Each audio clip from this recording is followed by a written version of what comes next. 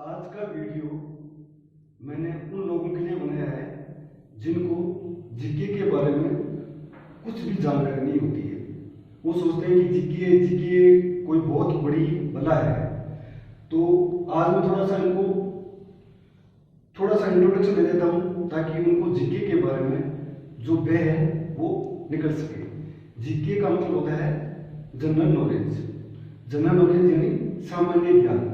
ऐसा ज्ञान जो सामान्य है, बहुत विशिष्ट नहीं है, हर किसी को पता होना चाहिए। तो उसमें क्या क्या होता है, जनरल नॉलेज के अंदर क्या क्या आता है। सबसे पहले हम लेते हैं भूगोल। भूगोल यानी ज्योग्राफी। ज्योग्राफी इंग्लिश वर्ड है। इसमें क्या होता है, इसमें होता है किसी भी जगह के बारे में उसकी बनावट कैसी है।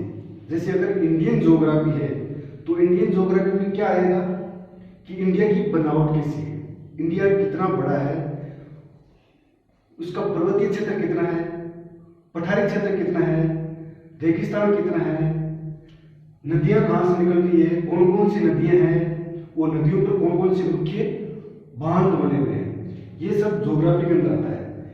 इसके अलावा इसमें वहां की मिट्टी कैसी है, उस मिट्टी में पैदावार कैसे हो रही है, ये सब इसमें ज्योग्राफी में आता है। फिर आता है राजनीति। राजनीति क्या मतलब है, इसमें वर्ड में छिपा है राज्य की नीति। राज्य की नीति अर्थात राज्य है वो कैसे काम करता है। राज्य मतलब कोई भी देश। राज्य का मतलब यहाँ पर राजस्थान या एमपी यूपी नहीं है, एक देश लेवल पर जो कैसे काम होता है वो राजनीति के अंदर आता है, जिसको इंग्लिश में बोलते हैं पॉलिटी। तो इसमें क्या पढ़ा जाता है कि हमारा देश का संविधान। संविधान क्या होता है कि हमारा देश का जो सिस्टम है वो कैसे चलता है, वो हमारा किस में पता चलता है, संविधान के अंदर। संविधान जिसको इंग्लिश में क्या बोलते हैं, कॉन्स्टिट्यूशन बोलते हैं। संविधान में लिखा हुआ है कि केंद्र सरकार क्या काम करेगी, राज्य सरकार क्या काम करेगी, न्याय कैसे मिलेगा, उच्चतम न्यायालय क्या काम करेगा, उच्च न्यायालय का कौन सा काम होगा, ये सारा किसमें होता है, किसमें होता है, संविधान में लिखित है। संविधान में लिखित है तभी तो ये होता है कि जैसे गृह मंत्री बंगाल में अगर रैली करना चाहते हैं और ममता जी परमिशन नहीं दे रही है, ऐसा क्यों हो रहा है, क्योंकि वो उसका क्षेत्राधिकार है, वो एक स्टेट का क्षेत्राधिकार है। स्टेट का अलग होता है और सेंटर का अलग होता है। ये किस में लिखा हुआ है, संविधान में लिखा हुआ है। ठीक है, तो ये संविधान पॉलिटी में जीके में क्या आता है, पॉलिटी में आता है कि संविधान है, ये संविधान कब बना था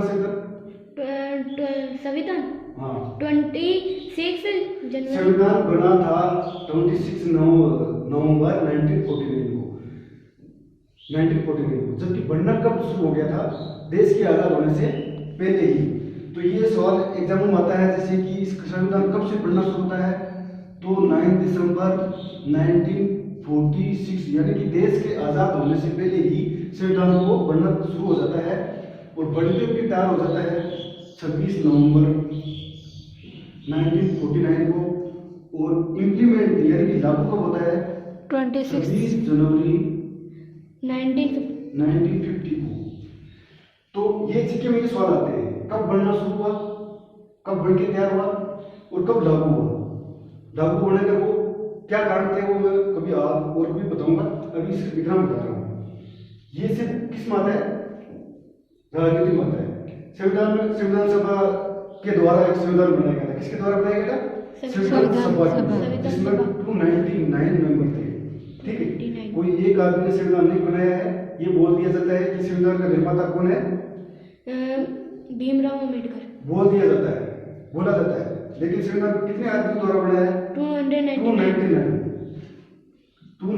मेंबर थे। और एक संविधान सभा के द्वारा बनाया गया था, उसके अध्यक्ष कौन थे, डॉक्टर राजेंद्र प्रसाद थे। ठीक है, और एक अस्थायी अध्यक्ष थे डॉक्टर सच्चिदानंद सिन्हा, वो एक दिन के लिए थे। तो अम्बेडकर को इसलिए संविधान का निर्माता बोल दिया जाता है कि जो संविधान बनाया गया उसमें अलग अलग कमेटीज थी। तो सबसे जो इम्पोर्टेंट कमेटी थी उसका नाम कौन सी कमेटी थी? Draft committee. Draft committee. पूरा खाका तैयार किया गया जिसके संविधान का। उसके अध्यक्ष डॉक्टर अम्बेडकर थे, इसलिए उनको संविधान का फादर फादर बोला जाता है, कॉन्स्टिट्यूशन ऑफ फादर। संविधान, हमारा संविधान अलग अलग देशों के संविधानों को अध्ययन करके बनाया गया है, ठीक। इसलिए संविधान में सवाल आता है, एग्जाम में सवाल आता है कि हमने मूल अधिकार कौन से देश से लिया है? अमेरिका से लिया है। तो ये हमने कहाँ से, ये जब हमारा संविधान बन रहा था ना, तो हमने 60 देशों का संविधान को पढ़ा, 60 देशों के संविधानों को पढ़ करके जो हमारे लिए सुटेबल थे, जो अच्छे थे, जो वहां पर सक्सेस थे, हमारे यहाँ पर हो सकते थे, उनको हमने हमारे संविधान में जगह दी। इसलिए हमारे संविधान के लिए आलोचक ये भी बोल देते हैं कि इंडिया का संविधान तो क्या है? उद्धार का थैला है, इधर से दे दो, तुम भी दे दो, ये दे दो, वो दे दो, लेकिन ऐसा नहीं है, ठीक। तो ये राजनीति के अंदर क्या आता है? संविधान के बारे में आता है, सरकारों के बारे में आता है, केंद्र सरकार क्या होती है, स्टेट गवर्नमेंट क्या होती है, संसद क्या काम करती है, स्टेट गवर्नमेंट, स्टेट जो होती है विधानमंडल वो क्या काम करते हैं, इनके चुनाव कैसे होते हैं, राष्ट्रपति का चुनाव कैसे होता है, न्यायालयों में न्यायाधीश की नियुक्तियां कैसे होती है, उनको कैसे हटाया जाता है। ये कभी और जब मौका मिलेगा तो बताऊंगा, अभी मैं इतना बताता हूँ कि ये राजनीति के अंदर होता है। फिर आता है जीके के अंदर इंपॉर्टेंट पार्ट आता है इतिहास। इतिहास का मतलब होता है हिस्ट्री। इतिहास का मतलब ये है कि जो भूतकाल में घटित हुआ है, युद्ध हुए, तराइन, हाँ, कुछ भी जो घटित हुआ है उसको इतिहास में डाला जाता है। और ये 3 भागों में बांट करके पढ़ा जाता है। मौर्य, पुराना, मतलब उसको जिसको बोलते हैं एंशिएंट, बोलते हैं जिसको एंशियंट, मॉडर्न और मेडिवल। मेडिवल बीच वाला, प्राचीन, मध्यकालीन और आधुनिक। इसमें सबसे ज्यादा इंपॉर्टेंट, एक बार मैं इसको बता देता हूँ, आधुनिक है। हाँ, सबसे ज्यादा इंपॉर्टेंट आधुनिक है। अगर आपको बेसिक हिस्ट्री जानना है तो आपको आधुनिक हिस्ट्री पता होनी चाहिए। आधुनिक मतलब कौन से आदि? आधुनिक मतलब है जहां से अंग्रेजों ने यहाँ पर अपनी सत्ता जमाना शुरू की। इंडिया के अंदर अंग्रेज आए थे, तो अंग्रेजों के लेकर के, यानी कि आप शुरू मान सकते हो उसको 1757 में होता है, प्लासी का युद्ध होता है, 1757 का प्लासी का युद्ध होता है। वहां से लेकर के और जब तक अंग्रेज गए तब तक उसमें आधुनिक हिस्ट्री मानते हैं। इसमें क्या होता है, अंग्रेजों ने 1757 में बैठे लोग प्लासी, फिर एक 1764 बैठे लोग बक्सर, फिर एक संधि होती है, फिर कुछ टाइम चलता है, फिर 1857 के अंदर एक महाविद्रोह होता है। कुछ लोग उसको क्या बोलते हैं, क्रांति भी बोलते हैं, 1857 की क्रांति। उसके बाद मंगल पांडे ने शुरू की। उसके बाद में 1857 में जो ये विद्रोह होता है, उस तक तो इंडिया को कौन चला रहा था यहाँ पर? East India company.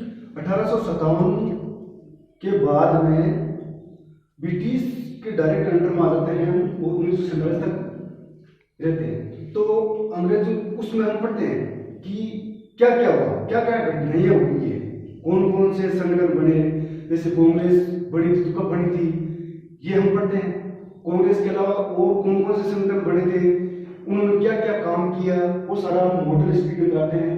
और सबसे इंपॉर्टेंट मॉडर्न हिस्ट्री के अंदर ये होता है गांधी युग। गांधी युग बोलते हैं 1915 से लेकर के 1947 तक। अगर आपको यही चीज पता है 1915 से लेकर 1947 तक गांधी युग में क्या हुआ, इसमें ज्यादातर हिस्ट्री मॉडर्न हिस्ट्री कवर हो जाती है। 1915 में गांधी जी साउथ अफ्रीका से आते हैं, फिर वो क्या क्या काम करते हैं, कौन सा सत्याग्रह शुरू करते हैं, खेड़ा, अहमदाबाद, मिल मजदूर वाला, फिर असहयोग आंदोलन शुरू करते हैं 1920 में। इस टाइप से फिर इनके साथ साथ चलता रहता है दूसरी और जो भी घटनाएं होती है, कोई सी पार्टी बनती है 1923 के अंदर, एक स्वराज पार्टी बनती है, ये सारे चलते रहते हैं। तो ये गांधी युग के नाम से आपको यूट्यूब पे और भी वीडियो मिल जाते हैं, गांधी युग अगर आप देखोगे तो इसमें बहुत ज्यादा मॉडर्न हिस्ट्री है वो कवर हो जाती है, ठीक है। इसके अलावा ये तो आधुनिक हिस्ट्री की बात है। अगर प्राचीन हिस्ट्री की बात करते हैं, पुरानी हिस्ट्री, तो पुरानी हिस्ट्री लगभग कितने साल पहले से पढ़ाई जाती है, लगभग 2500 ईसा पूर्व। 2500 ईसा पूर्व का मतलब है कि आज से 4500 साल पहले की भी हिस्ट्री हमारे को पढ़नी होती है। इतना इंपॉर्टेंट नहीं होता लेकिन होता है। जैसे उसमें क्या था, सिंधु घाटी की सभ्यता, हड़प्पा, मोहनजोदड़ो, जो भी फिलहाल पाकिस्तान के अंदर है। हमारे इंडिया के अंदर कौन कौन से हैं वो हम पढ़ते हैं सिंधु घाटी निवाड़ के अंदर। उसके बाद में वैदिक काल इतना ज़्यादा इंपॉर्टेंट नहीं रहता। उसके बाद में जैसे जैन धर्म, बौद्ध धर्म बने थे, ये हाँ ये इंपॉर्टेंट रहते हैं। बौद्ध के बारे में, बौद्ध में कहाँ जन्म हुआ था, कौन कौन से उसने वो बनाए अपने धर्म के लिए, प्रचार के लिए, तो वो सारे इसमें इंपॉर्टेंट रहते हैं। इसके बाद में ज़्यादा इंपॉर्टेंट हिस्ट्री के अंदर आ जाता है शुरुआत में मौर्यकालीन के अशोक के टाइम का, ये भी इंपॉर्टेंट रहता है। फिर सबसे मध्यकालीन में आ जाते हैं 1191 के अंदर आता है मोहम्मद घोरी, विदेशी आक्रमणकारी आता है, और वो 1191 और 1192 के अंदर 2 लड़ाइयां लड़ता है। किसके साथ में? पृथ्वीराज चौहान के साथ में, जिसको क्या बोलते हैं, battle of Tarain. Battle of Tarain यहाँ से शुरू होता है विदेशी सत्ता का शुरुआत। उससे पहले भी आए हैं लेकिन उनको ज्यादा सफलता नहीं मिलती। 1191 तराइन का पहले युद्ध होता है जिसमें पृथ्वीराज जीत जाते हैं। 1192 में दूसरा युद्ध होता है उसमें पृथ्वीराज हार जाते हैं। और यहाँ से शुरू होता है दिल्ली सल्तनत बोलते हैं उसको, इंग्लिश में क्या बोलते हैं? दिल्ली सल्तनत। दिल्ली सल्तनत बोलते हैं, दिल्ली सल्तनत। ये काम कब से शुरू होता है? ये 1192 में मान सकते हैं इसको, और लगभग कब तक रहता है? 1526 तक। इसमें अलग अलग शक्तियां होती है बाद की, कोई एक नहीं रहता है जिसको गुलाम वंश, खिलजी वंश, सैद वंश, लोधी वंश, ये सारे वंश चलते हैं। जिनमें इंपॉर्टेंट अलाउद्दीन खिलजी है, जिसके बारे में आपने सुना होगा कि उसने वो कहाँ पर चित्तौड़ की दूर पर वो किया था पद्मनी वाला केस, ये 1303 की घटना है। ठीक है, तो वो इसी टाइम आ जाता है, इंपॉर्टेंट रहता है अलाउद्दीन खिलजी। अलाउद्दीन खिलजी ने और क्या क्या किया, बाजार प्रणाली को चलाया था, सेना को फिक्स किया था, इस टाइप से कुछ काम किए थे उन्होंने, ये सब इसमें आ जाते हैं। लेकिन सबसे शुरुआत यहाँ से होती है कि ये बढ़िया इसलिए पूछा जाता है कि इनके बाद में विदेशी सत्ता हमारे यहाँ पर शुरू होती है। 1526 के बाद एक दूसरी और विदेशी सत्ता आती है इंडिया के अंदर, उसको क्या बोलते हैं? मुगल वंश। जो यहाँ पर लोधी वंश का अंतिम शासक होता है इब्राहिम लोधी। इब्राहिम लोधी से 1526 में बाहर से आया था दूसरा मुगल शासक होता है बाबर। उसके साथ में पहला युद्ध होता है, कौन सा युद्ध होता है वो? पानीपत। तो वहां से मुगल शुरू होते हैं। मुगलों के बारे में थोड़ा बहुत इंपॉर्टेंट ये रहता है कि वो कब आए थे? 1526 में आए थे। फिर महाराणा सागर के साथ में उनकी युद्ध होता है, फिर अकबर और महाराणा प्रताप के साथ में कुछ युद्ध होते हैं, ये इंपॉर्टेंट रहते हैं। फिर शाहजहां औरंगजेब दोनों दूसरे जो काम किए होते हैं, जो आता है कला वो संस्कृति के अंदर, जैसे ताजमहल बनवाया है, लाल किला बनवाया है, ये जो भी कुछ और बनाए हैं, ये सब मीडियम मध्यकालीन में आता है। आधुनिक को मैंने पहले ही आपको बता दिया है। तो यहाँ पर हमारी हिस्ट्री भी हो जाती है। इसके बाद हम लेते हैं अर्थशास्त्र। अर्थशास्त्र क्या होता है? पैसे से संबंधित। पैसे से संबंधित, यानी कि पैसा कहाँ से आए, कैसे बने पैसा, और कहाँ पर नुकसान होता है, कहाँ पर फायदा होता है, ये अर्थशास्त्र के अंदर आता है। पैसा कहाँ से आता है? उद्योग धंधों से आता है, कृषि से आता है, दूसरे कोई भी काम करते हैं उससे आता है। और पैदा कैसे होता है? कैसे पैदा होता है? उससे होता है। कुछ प्रोडक्ट बनाते हैं तो उससे पैसा बनता है। तो ये अर्थशास्त्र के अंदर आता है। जैसे अभी कृषि बिल है, तो कृषि बिल का इकोनॉमी पर अगर क्या फायदा हो सकता है, इसका क्या नुकसान हो सकता है, ये सब किसका मैटर होता है? अर्थशास्त्र होता है। इसमें जनरल जो एग्जाम होते हैं उनमें ज्यादा अर्थशास्त्र के बारे में कुछ नहीं पूछा जाता है। यही पूछा जाता है कृषि की कौन सी फसल है, वो कौन सी है, खरीफ की फसल कौन सी है, रबी की फसल कौन सी है, व्यापारिक फसलें कौन कौन सी है। तो ये सब इसमें आ जाता है इकोनॉमिक्स के अंदर। सामान्य विज्ञान के अंदर क्या आता है? सामान्य विज्ञान में ये आ जाता है जैसे मानव शरीर के बारे में आ जाता है कि पाचन शक्ति कैसे काम करती है, कौन कौन से अंग हैं, कहाँ कैसे काम करते हैं, छोटे अंग का क्या काम है, बड़े अंग का क्या काम है, लीवर का क्या काम है, इसके अलावा जनरल साइंस के अंदर दूसरे डिजीज, रोग वगैरह ये मानव शरीर में आ जाता है, खान पीन में वो आ जाता है, डिजीज वो सब इसमें आ जाते हैं। इसके अलावा क्या आता है साइंस में, और क्या पूछा जाता है, दूसरी यंत्रों के बारे में पूछा जाता है कि हवा की गति को कौन नापता है, भूकंप की गति को कौन नापने वाला होता है। इस टाइप से जो होते हैं साइंस अपने भूकंप वाला नापने वाला वैसे ज्योग्राफी से भी रिलेटेड है, लेकिन उसको विज्ञान का भी मान सकते हैं। तो ये आता है इसमें। अब ये तर्क शक्ति जिसको बोलते हैं रीजनिंग, कई लोगों को ये पता नहीं होता है कि ये रीजनिंग क्या है। रीजनिंग मतलब वो सोचते हैं रीजनिंग मतलब इसका रिवीजन करना। रीजनिंग मतलब रिवीजन नहीं होता है। रीजनिंग का मतलब है ये है कि तार्किक क्षमता, आपकी तार्किक क्षमता कैसी है। आपको कुछ बातें बताई जाती है, फिर उससे निष्कर्ष निकालना होता है। जिसमें ये सवाल आते हैं रिलेशन वाले, कि ये बता दिया जाता है कि एक चित्र को देख करके बताया जाता है कि इसके माना ये है, वो है, वो आपको क्या लगता है। तो आपको उन रिश्तों को जोड़ते हुए वो बताना होता है, संबंध बताना होता है। तो ये रिश्तों से संबंधित सवाल आते हैं इसमें। फिर इसमें क्या आते हैं, 5 आदमी बैठे हैं, ऐसे लेकर के ऐसे तक बैठे हैं, कोई भी बैठे हैं, वो ऐसे घोड़ दाएं बैठे हैं, सीधा बैठा बाएं बैठा है। फिर आपको पता करना होता है कि कौन सा आदमी कहाँ बैठा है। तो वो अपना दिमाग एक लॉजिक का होता है। इसमें उत्तर कहाँ छुपा होता है, प्रश्न में ही छिपा होता है। जैसे मैथ है, रीजनिंग क्या है, मैथ की तरह ही है, बेसिक मैथ होती है, वैसी रीजनिंग है।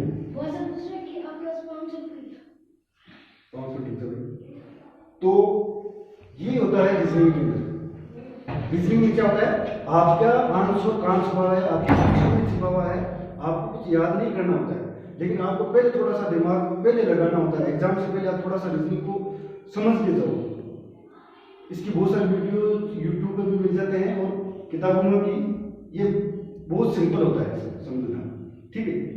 तो इस प्रकार ये जनरल नॉलेज ये होता है। जनरल नॉलेज में ये होता है, बड़ा दोबारा से बता देता हूँ। जैसे भूगोल है, तो भूगोल में क्या आएगा, ज्योग्राफी, भूगोल यानी कि भूमि की गोल है, इसके बारे में बताया जाता है। अगर इंडियन ज्योग्राफी की बात हो रही है तो इंडिया कितना बड़ा है, इसका क्षेत्रफल कितना है, उसका ट्रेंड कैसा है, वो कैसा है, उसमें पहाड़ है, हिमालय है, इंडिया अगर ये है। जैसे अगर मैं इंडिया का मैप बना देता हूँ जल्दी से,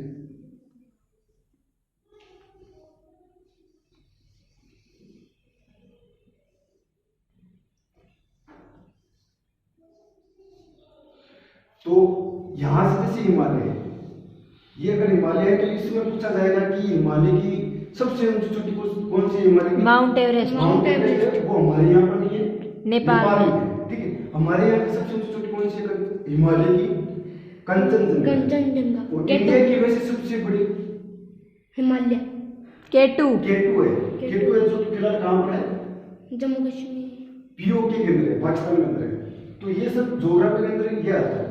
ये तो हिमालय के बारे में आता है। फिर नदियों के बारे में आपको अगर ज्योग्राफी पढ़ना है तो आपको मैप का सपोर्ट लेना जरूरी है। नदियां कहाँ से निकल रही है, जैसे गंगा निकल रही है, कहाँ जा रही है, ये इस तरह इसको क्या बोलते हैं, बे ऑफ बंगाल। बंगाल की खाड़ी। यहाँ पर क्या है, हमारा बंगाल है, यहाँ पर बांग्लादेश है, तो ये इसको बोलते हैं बंगाल की खाड़ी।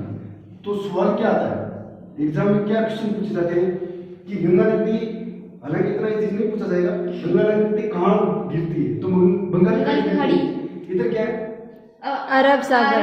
अरब सागर, ठीक है। तो इधर की तरफ जो कुछ नदियां हैं जो कि इधर की तरफ, जैसे यहाँ पर नर्मदा, तापी, गोदावरी, कावेरी, कृष्णा, नहीं वो नदियां यहीं जाती है, ठीक है। वो नदियां कहाँ जाती है, बंगाल। सतलज, इधर से कुछ नदियां निकलती है, सतलज, ठीक है। सिंधु, सतलज, जो भी है, क्या नाम है उनका, सिंधु, विरास, झेलम, ठीक है। ये नदियां जैसे, सॉरी यहाँ पर नहीं, वो पाकिस्तान से और के इधर आती है, और इधर आ जाती है, अरब सागर में ले जाती है, यहाँ अरब सागर में जाती है, ठीक है। तो ब्रह्मपुत्र नदी है, वो भी यहीं से निकलती है, मानसरोवर झील से। ऐसे अरुणाचल के अंदर से होते हुए इंडिया के अंदर घुस जाती है। मैं यहाँ पर एक डिटेल नहीं बता रहा हूँ। कहने का मतलब ये है कि इससे सवाल ये आता है कि ये नदियाँ कहाँ से निकल रही है। तो आपको थोड़ा सा मैप के साथ से, आप मैप की मदद से पढ़ते हो तो आपको पूरा नदियों का क्लियर हो जाएगा। ये ज्योग्राफी का पार्ट होता है। फिर ये यहाँ पर पहाड़ी एरिया है, यहाँ पर अरावली है, यहाँ पर विंध्याचल है, सतपुड़ा है, यहाँ पर ये कौन सा है, पश्चिमी घाट बोलते हैं, यहाँ पर कुछ टूटी फूटी पहाड़ी है जिसको बोलते हैं पूरी घाट बोल देते हैं, यहाँ पर सबसे ऊंची चोटी है जिसको क्या बोलते हैं, अनाईमुडी। ये पूछ लेते हैं एग्जाम में कि साउथ इंडिया की सबसे ऊंची चोटी कौन सी है, तो अनाईमुडी है, इस तरह से पूछ लेते हैं। फिर इन नदी, ये जो पर्वत श्रेणियां होती है, इनके बीच में क्या होते हैं, दर्रे होते हैं, तो उन दर्रों से रास्ते बने हुए होते हैं, ठीक है। जैसे यहाँ पर चाइना के लिए जाने की व्यवस्था है, यहाँ पर भी है, तो इन दर्रों को भी नाम पूछ लेते हैं। यहाँ पर भी है, यहाँ पर जैसे पहाड़ी एरिया है तो यहाँ पर भी थाल घाट, बोर घाट, ये दर्रे हैं। यहाँ नागा मिर्चों की पहाड़ियाँ हैं इधर नॉर्थ ईस्ट के अंदर, ठीक है। तो ये हमारे इंडिया का, ये गंगा के मैदान बोल देते हैं इसको, ये पश्चिमी राजस्थान का मरुस्थल हो गया, इसको दक्षिण घाट पठार बोलते हैं, ये कर्नाटका का, तमिलनाडु का, केरला का क्षेत्र है, ठीक है। ये ज्योग्राफी के अंदर आता है, ठीक है। इसको अगर आप यूट्यूब पर अच्छी वीडियो मिल जाते हैं, इनको देखोगे तो आपको इजीली आप इनके स्वाद निकाल दोगे, कोई बड़ा नहीं होता है। क्षेत्रफल की बात होती है तो इंडिया कितना बड़ा है, सेकंड नंबर पे, हाँ सेकंड नंबर पर क्षेत्रफल में नहीं है, सातवें नंबर पे 32,87,263 वर्ग किलोमीटर इसका एरिया है। अगर राजस्थान की ज्योग्राफी की बात हो रही है तो राजस्थान में पूछा जाएगा राजस्थान का क्षेत्रफल कितना है, भारत में उसका कितना हिस्सा है, 10.41% है, ठीक है।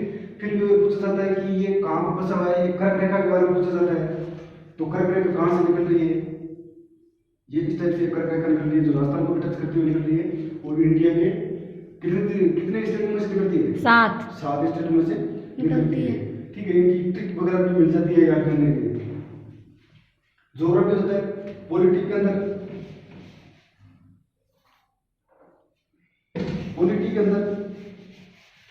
जो मैंने बताया वही होता है।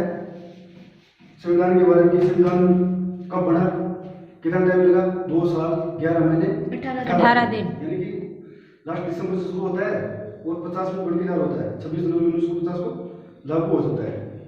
ये संविधान के बारे में होता है। सरकारों के बारे में कि कौन सी संसद के बारे में, लोकसभा कैसी बनती है, राज्यसभा कैसी बनती है, इनमें अंतर क्या है, परमानेंट सदन कौन सा है, टेम्परेरी सदन कौन सा है, ये मैं कभी और वीडियो में बनाऊंगा या फिर किसी और वीडियो का लिंक बता दूंगा जहां पर आप ये पता कर सकते हो कि लोकसभा, राज्यसभा, इनमें क्या अंतर होते हैं, इनसे सवाल आते हैं एग्जामों में, इनसे सवाल आते ही हैं।